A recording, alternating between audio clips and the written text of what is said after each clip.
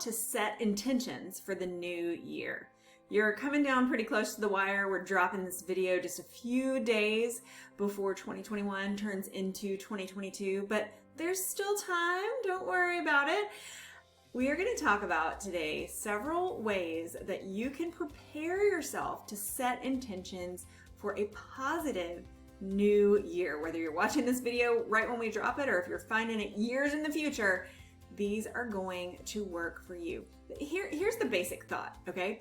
So if you enter into anything, let's say a vacation, and you haven't planned where you're going, then don't really expect to get anywhere great, right? So think about your year that same way. So today I'm going to tell you several things that you can put into practice in your life right now. No cost, just start doing it right now so that you can really figure out what your intentions should be for the next year, what they could be for the next year, how you can really achieve something and move forward in your life. Because for those of us, and we all know these people, who don't think about this kind of thing, they're not into personal growth, and they're just kind of like going through life, and it's really the same old for them.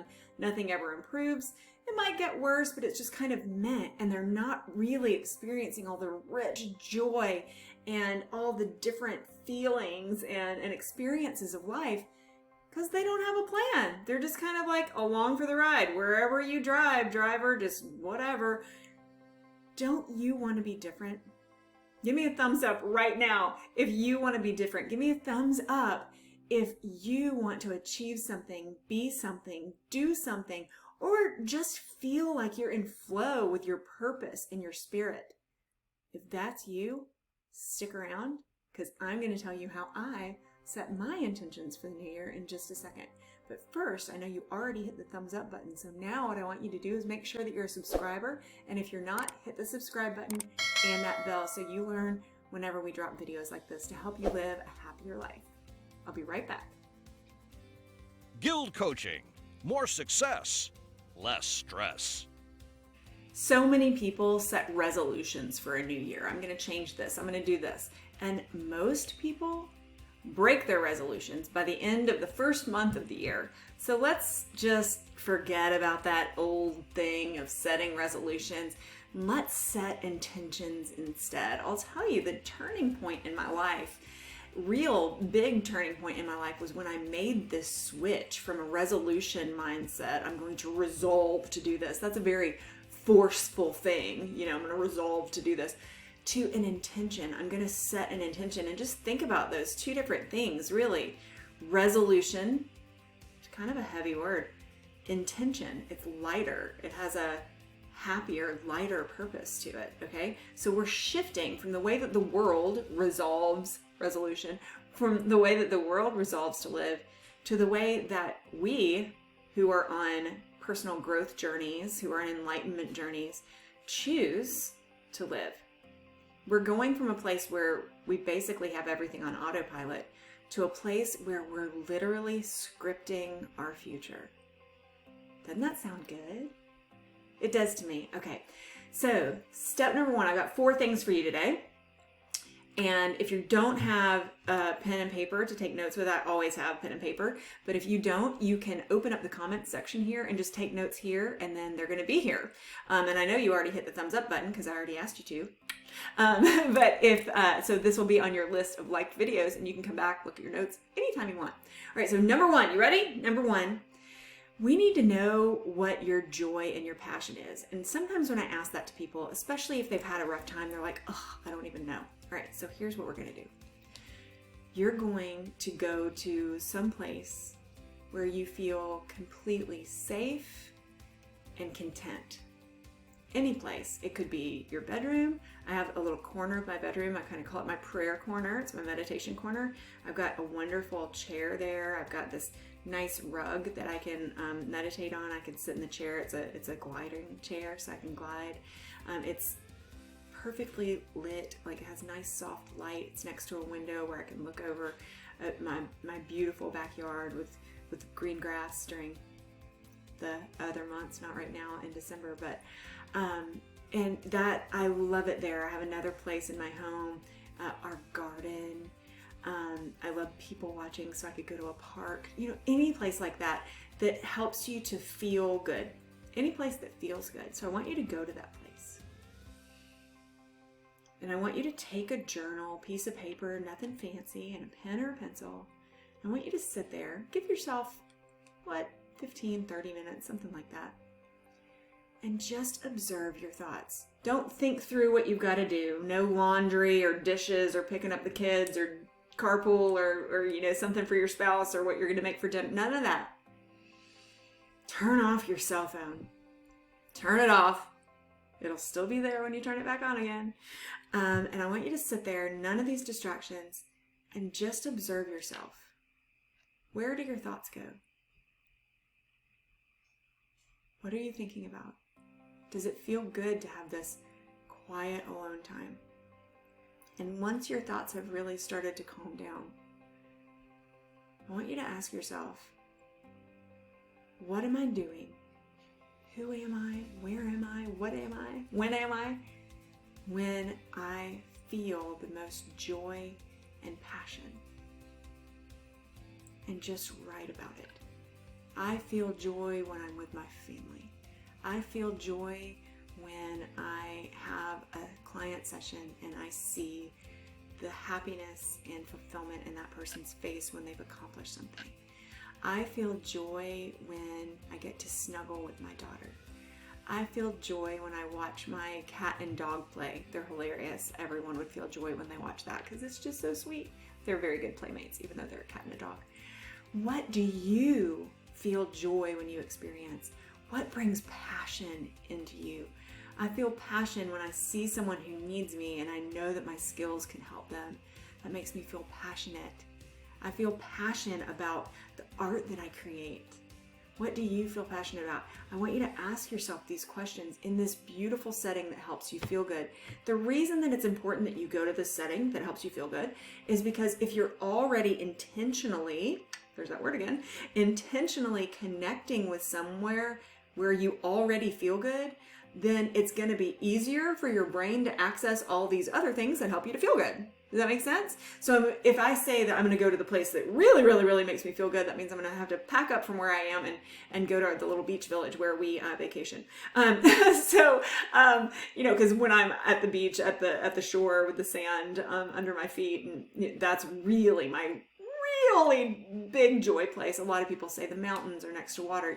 Just go. Whatever works for you. There's a place in my town, this beautiful park. There's this large lake, and they have these huge chase lounges next to it. They're like hard built, and you can't move them around or anything. And I love to just go there and sit, and I watch the water move, and there's cranes and ducks and geese, and it's just amazing. So when I can't get to the beach, then that's a place that I go for something like this, to just really reset and figure out, what do I need to be focused on? Where is my joy? Where is my passion?